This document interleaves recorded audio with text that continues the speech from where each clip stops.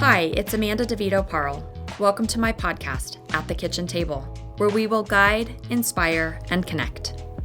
Hi, I'm Amanda DiVito Parle, and I've been asked to talk a little bit about how my business looks ahead and does some planning and goal setting. And I'd like to share some ideas that I have today, things that I absorb and things that I've taken in at this stage and place in my life to be a good goal setter. And so I hope that you find some value in that. There's this constant pursuit in my life to be looking ahead, whether that's, next week, 6 weeks, 6 months, or 6 years. And I do think it's hard to pull yourself much beyond about 6 months. I think most entrepreneurs have a hard time looking much past a 6-month time frame from right now. As somebody who's in business, I have to force myself to look beyond 6 months. And that requires some intention to intentionally pull myself beyond today. I started reading a book called The Gap and the Gain by Dan Sullivan. It's a business book. And the book essentially talks about when you're living in the gap, you're constantly worried or looking at like the pessimist part of life. And when you move to the gain, you move to a very optimistic or promising part of your business. So the gain is, look how much we've accomplished. So I take, my particular business or any business actually and say, look how far we've come. And I think it takes real reflection to get into the gain, to say gosh, we've come a long way, or I've really accomplished a lot in my life, instead of being like, I didn't do this thing well, or I don't know where the next dollar is going to come from. That pessimistic thinking, I think, draws business people back. It creates a fear mindset. It is a scary place to be. It's a dwelling place that I don't think is good for the entrepreneurial spirit. Where when you move into the gain, as he calls it, it's just being full of gratitude, full of appreciation for the things you do have, for this. And it can even be as simple as, look how much we've accomplished this year, or look what we've taken, look what I've done since I've gotten to this other place in my life. But one of the things they talk about is not seeking approval and stop caring what others think, chart your own course.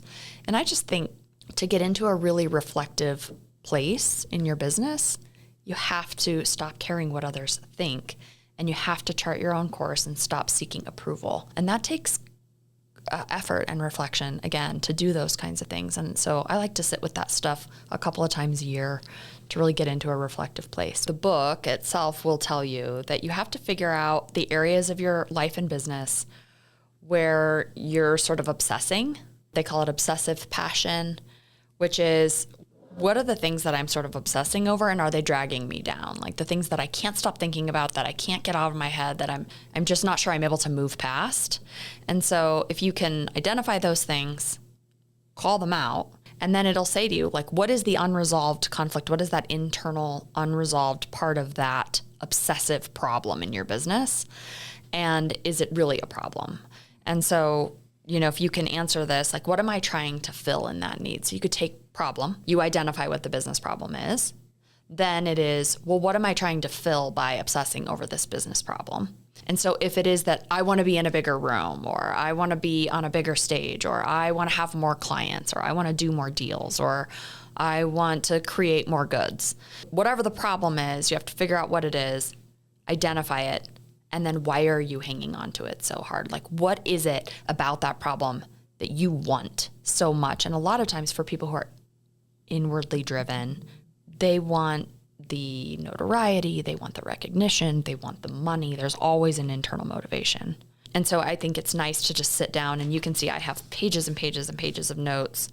And for me, that's just an exercise of writing out, what am I obsessing over in my business? Is it working out for me? Why am I so hung on to this outcome? Is it really a successful outcome for my business? Yeah, I think looking ahead in your business is interesting. One, because the people who are working for you are expecting somebody to do some strategic planning. They're expecting the leader to lead. They're expecting the leader to have new ideas. And so when you're an entrepreneur, particularly in a leadership role, there are others who are relying on you to get beyond today, maybe even beyond 6 weeks. So what I'm looking for in 6 months is, are there any industry threats that are lurking out there that I need to be ahead of? Are there any industry wins that are coming that I want to be able to get ahead of? Things that could be changing inside the business. So constantly looking like at the industry as the whole. This time of year, I get very reflective about where I'm sitting, which is, am I in the right place? Am I at the right company? Am I running the right team? Do I have the right staff around me? What's missing? What's broken? What's working? What's not working? And if I can sit down and evaluate, in some cases, evaluate each of those business systems, that helps clarify the things that are broken, that need to be eliminated from the business, and the things that are working. Most of the things that are working, you don't realize there's probably 1,000 things in your business that are working right now. Well, I don't have to look at those. Those are working today. So I can set the things that are working aside. Then I take the things that are either broken or missing, and I say, okay, if this thing is broken in my business and it isn't working out for me, just eliminate it. My dad used to call it, do it, dump it, delegate it. So I either have to deal with the thing that's in front of me, I have to dump it out of the business, or I have to give it to somebody else to do if it's a necessity. Yeah, I think goal setting and year-end reflection go hand in hand. I often get into a reflective state in the month of December. It's usually a pretty reflective time for me. I also tend to have a reflective summer. Summer seems to be a time when there's just a lot of change in society. People are going to weddings and they're going on vacation and they're out of the rhythm of life. If they have kids in school, they sort of fall out of that rhythm. And I think the summer becomes a time when you have to stand back from your business and say, how am I going to finish out the year strong? So personally, for me, I like to do some reflection either towards the very, very end of the year or right at the first week of the year. And then I like to do it again in July. So that sort of 2 times a year is a great time to do strategic planning inside your business. And you don't have to hire some crazy professional. You don't have to do anything really special. You can do a couple, I'll give you 3 strategies that you can do inside your own business that are super great. One is, there's a book called One Word by John Gordon. And One Word by John Gordon is this great 59-minute read. It's a super snappy read. And it has you pick one word for your year that you want to sort of signify your year, to be emblematic of your year. It can be things like commitment. It can be things like strength or joy or light, or it could be anything you want, anything that you feel like helps to drive you and to drive your business. And so sometimes people need to re-engage. And so re-engage may be their thing. Or sometimes people need to repair or, get solid footing, or they're looking for success, or they're looking for, so whatever the thing is that you're looking for, you pick a word that exemplifies what you want your next year to be. So I think reading that book and doing a little bit of foundational work like that is always important. We talked about actually going through your physical business systems and saying what's working, broken, missing, not working. So reading things that are reflective, working on the actual business systems, and then truly setting some actual goals, written goals. And so everybody I've ever learned goal setting from has always said, you have to write it down and you have to carry it or put it in a place where you can see it every day. So for me, I like to put my written goals both on the back of a computer monitor where I sit. I see it every day. It's really recognizable for me. Some people like to litter their bathroom vanities with this kind of stuff, or they put it in a place where they take their vitamins or get their coffee or whatever the thing is that you already have found routine in. Place your goals in that routine. So it's a good place to do that. The other place I do it is that I actually inscribe on a little coin my goals each year and my one word. And I'm happy to show you some of those. I can show you some samples of them. I've done it for 20 years. So for 20 years, I have all of my written goals with each of my one word on there. And then at the end of that year, I actually inscribe on it what I did.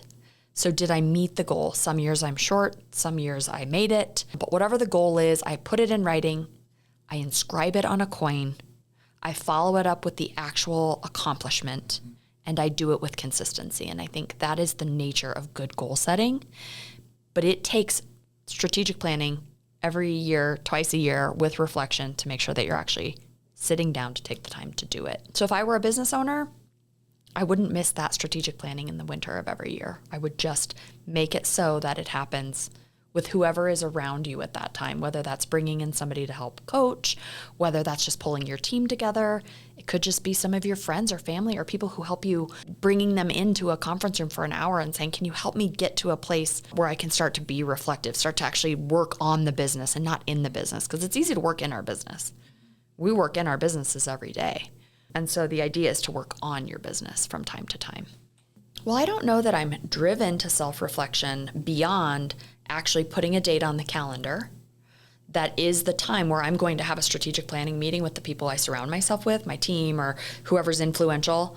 And once that date's on the calendar and I see it coming at me, I have to get it together. I have to start reflecting. And, it's easy to keep working and just blow right through it. It's easy to just work right through strategic planning. It's easy to just blow right over it. But if the date's on the calendar and other people are accountable to me to show up to that meeting with my one word, with my production goals, with my how much money I want to make next year, if I have somebody waiting at a meeting for me, well, then I'm going to hurry up and do the strategic planning. I'm going to get ahead of that. And I'll admit to you, there are years where it's been 10 o'clock at night, the night before my strategic planning meeting, that I sat down to finally figure out what my goals for next year were going to be. Well, that's fine. I don't care when you do it, just do it. Business owners have to have a longer view because in most businesses, the client you're serving today is somebody that you actually pursued 6 months or a year ago.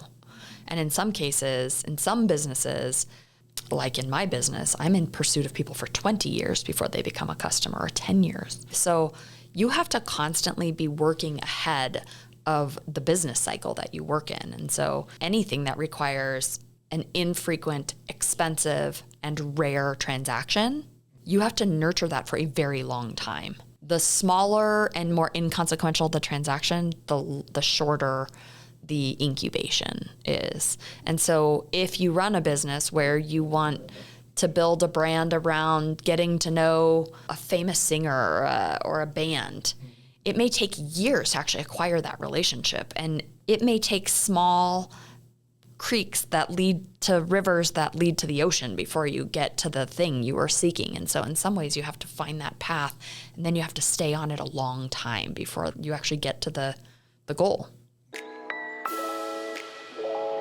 Unfortunately, in my world, survival has a negative connotation. So to survive your business is to suffer through it. I think maybe the antidote to that is thrive. How do I build a business? How do I create something that's worth keeping around? And then how do I run a business that thrives, that is attractive, that brings people in, that has a positive outlook, that gives to charity, that creates a profit, that rewards their employees handsomely, that creates, a good culture, a place where people want to work. And I think a business that's in survival feels like it's hanging on the edge. A business that can move to thriving feels like a place where people would be attracted to come. I think some of that's just mindset, right? Like, okay, so you might be surviving your current business, but surviving to me feels like just getting by. How is it that you can actually grow your mindset to come out of getting by into like excellence? And so maybe you set like a bigger goal for yourself. And one way people do that is they say like, okay, I want you to write down, I'm not going to look at it, but I want you to write down how much money you want to make next year. You want to make next year. Double it. Bigger than you can even conceive of, because the goal you wrote down was a stretch, a reach, right? It was, I know I can do this. And you probably wrote down a goal that you knew you could make. Survival means thrive. Thrive means stretch, to really stretch. What is it that I have to do to really stretch out here? And I just think, business ownership is a funny thing.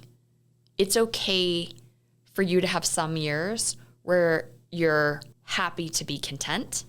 And then there's going to be years where you're ready to hustle and really have grit and grind and get it done.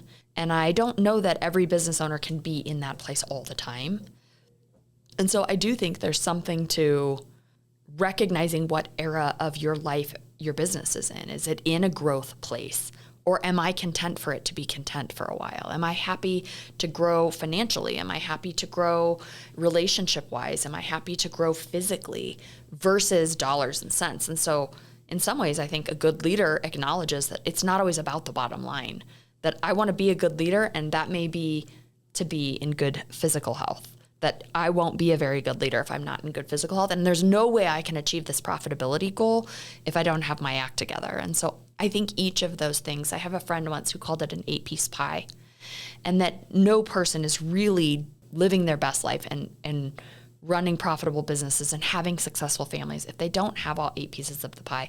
And I don't know what your 8 pieces of the pie are, but I know that my 8 pieces are things like my family, my team, my physical fitness, my children, my profitability in the business, my investment portfolio. So like whatever those things are that feel like the most core to your life.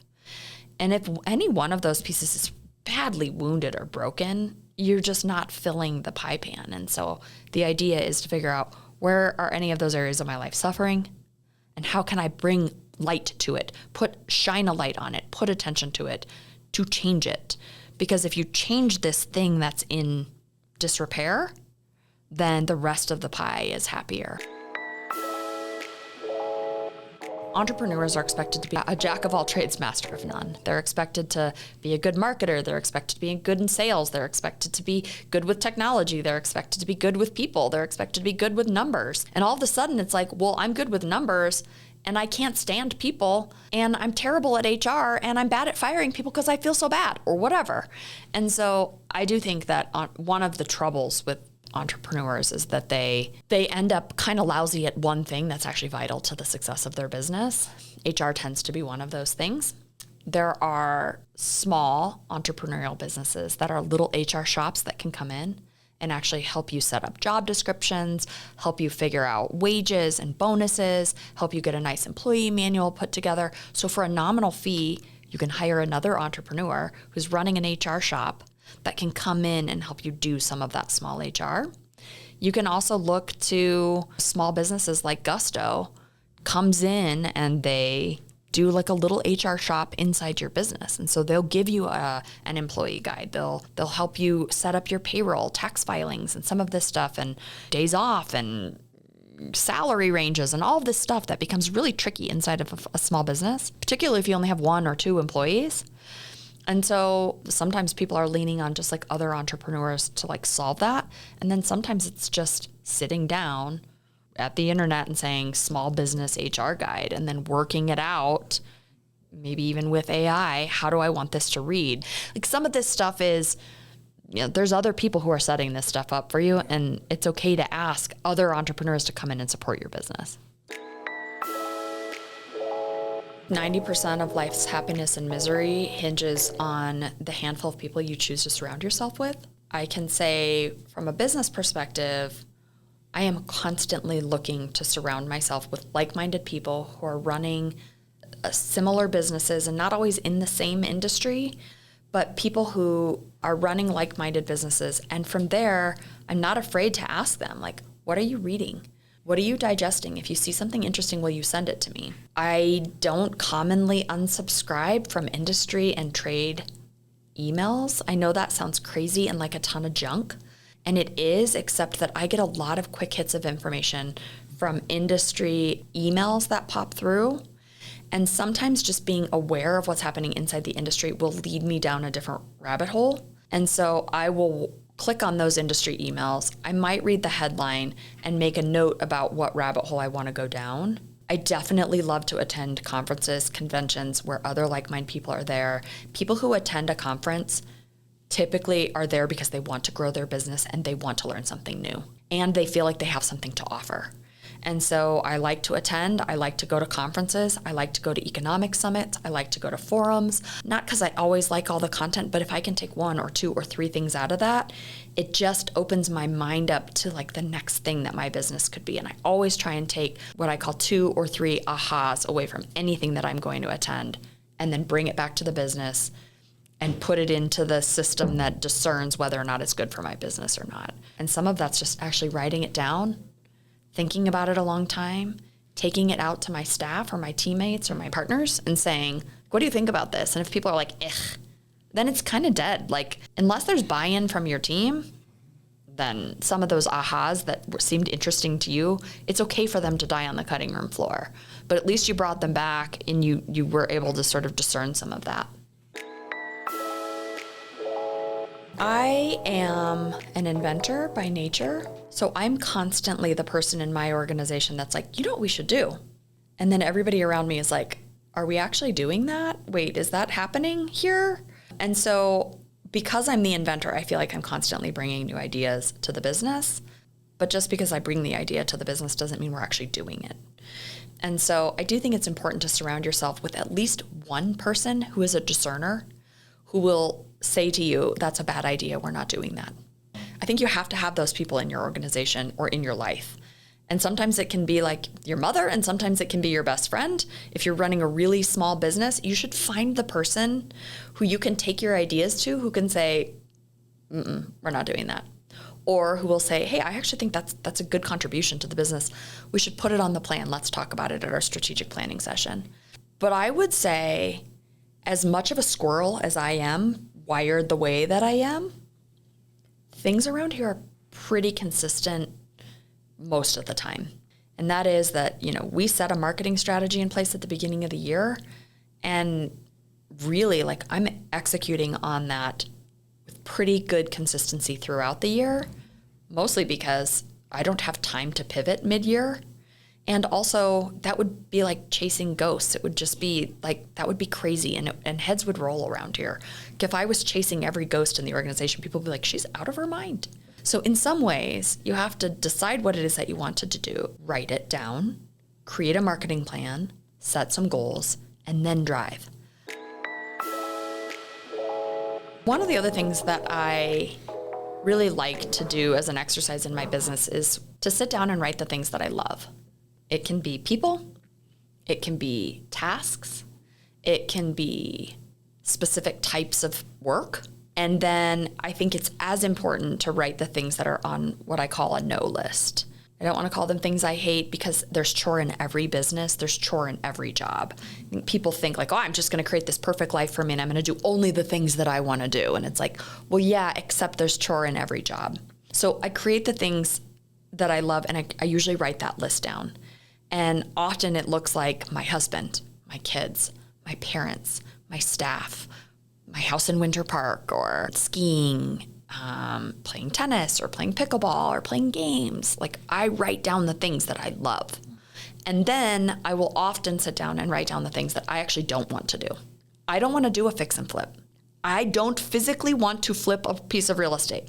And in my business, those opportunities come about 3 or 4 times a year, and they present themselves and they lay down on my table, and I could grab them or I can just look away. So for me, I have made a business decision that I don't want to do fix and flips. So they go on a no list. It's okay to say, I don't want to do that this year, and to write it on a no list. And then when it's laying on the table, when you're busy and you're tired and you're not sure you have the right people around you in that moment to say yes or no to that idea, if it's already on a no list, then you can just look over here at your no list and say, I'm not going to do that. So I think the exercise of writing down the things that you love and the things that you hate are important this time of year. It's reflective. And then I also like to reflect on my long game.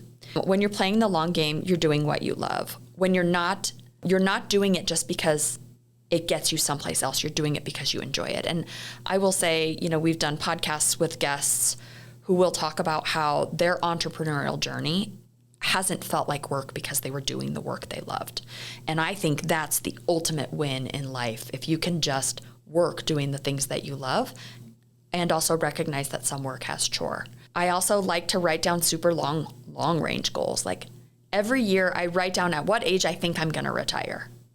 And if you can kind of stay true to that, every year you're sort of trying to back into that same age. The older you get, the closer you get to that gap. And to really say, what is it that I have to do this year to get to that thing? And then writing down, do you have a long enough timetable to truly slow down and be here now to do the things that I want to do? And so if it is that you're 50 and you're trying to retire at 55, well, now you only have 5 years to execute on your strategy. Do I have enough time in my timetable to execute? And I think some of that is acknowledging, well, where was I 5 years ago? And how much do I have to change to get to where I want to be in 5 years? And so I think that's interesting. You have to decide, I want to create a life that will give me the freedom to retire, the freedom to get married, the freedom to have kids. And so I think once you start creating this mindset of living in the gain, this optimistic, positive, goal-driven, intentional life, then you're going to free up more space for you to do the things that you love and to have fun and to be a happy person.